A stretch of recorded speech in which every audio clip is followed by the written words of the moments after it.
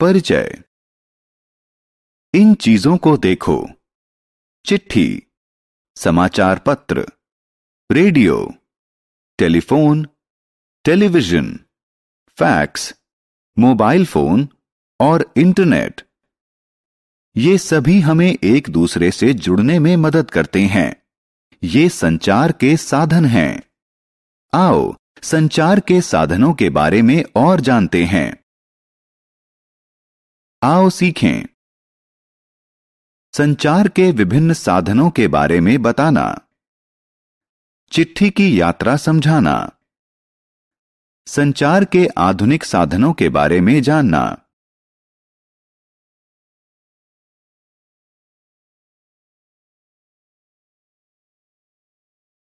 चिट्ठी। आपने चिट्ठी लिखने के लिए कागज कलम का प्रयोग जरूर किया होगा।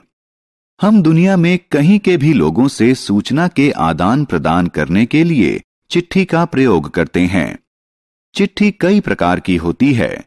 इनमें पोस्ट कार्ड, अंतर्देशीय और लिफाफा सबसे प्रचलित हैं। क्या आपने टेलीग्राम के बारे में सुना है? यह एक प्रकार की चिट्ठी ही होती है जिसमें छोटा संदेश होता है और यह चिट्ठी की तुलना में बहुत तेजी से पहुंचती है।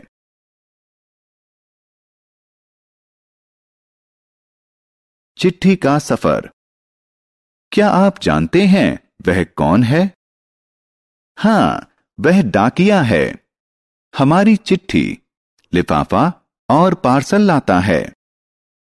आओ जानें कि वह चिट्ठी कैसे पहुंचाता है। जब आप चिट्ठी लिख लेते हैं तब आप सबसे ऊपर उस आदमी का नाम और पता लिखते हैं जिसे चिट्ठी भेजनी है।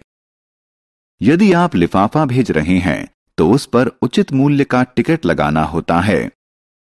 इसके बाद आप चिट्ठी को डाक बक्से में डाल देते हैं, जहां से डाकिया उसे इकट्ठा करके डाकघर ले जाता है।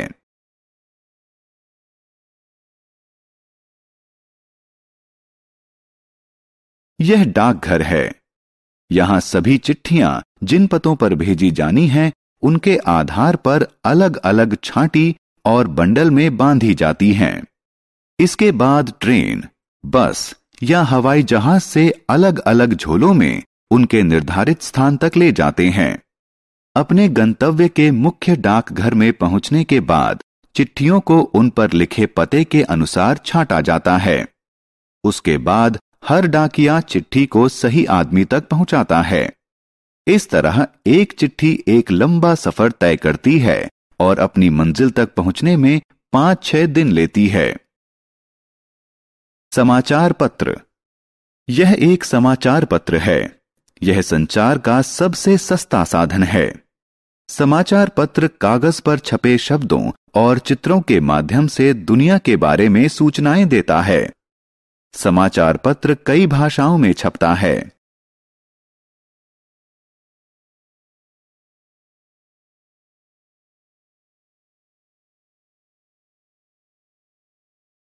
रेडियो और टेलीविजन। दोस्तों, आओ संचार के कुछ अन्य साधनों के बारे में जानें। कुछ लोग समाचार पढ़ना पसंद नहीं करते। वो समाचार सुन सकते हैं। रेडियो हमें समाचार और विभिन्न गाने सुनने में मदद करता है। टेलीविजन हमें दूर हो रही चीजों को देखने और सुनने दोनों की सुविधा देता है। हमारे घरों में हम टेलीविजन पर फिल्म, शिक्षाप्रद कार्यक्रम, खेलकूद और समाचार देख सकते हैं।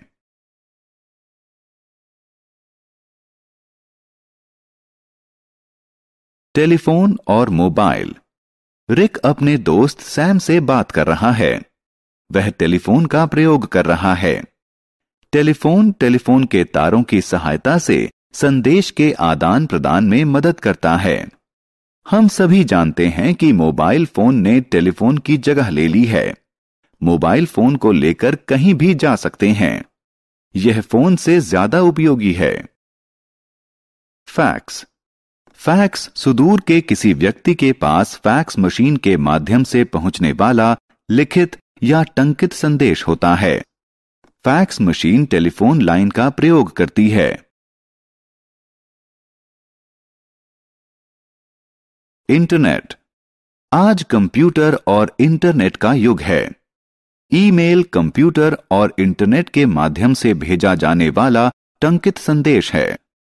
ये माउस के एक ही क्लिक से किसी संदेश को कुछ ही सेकंडों में पहुंचाने में सहायक होते हैं।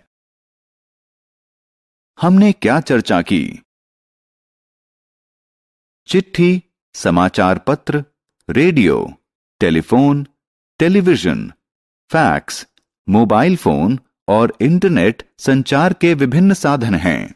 एक चिट्ठी हम तक पहुंचने से पहले 5-6 दिन का सफर तय करती है। रेडियो हमें समाचार और विभिन्न गाने सुनाने में मदद करता है। समाचार पत्र कागज पर छपे शब्दों और चित्रों के माध्यम से दुनिया के बारे में सूचनाएं देता है।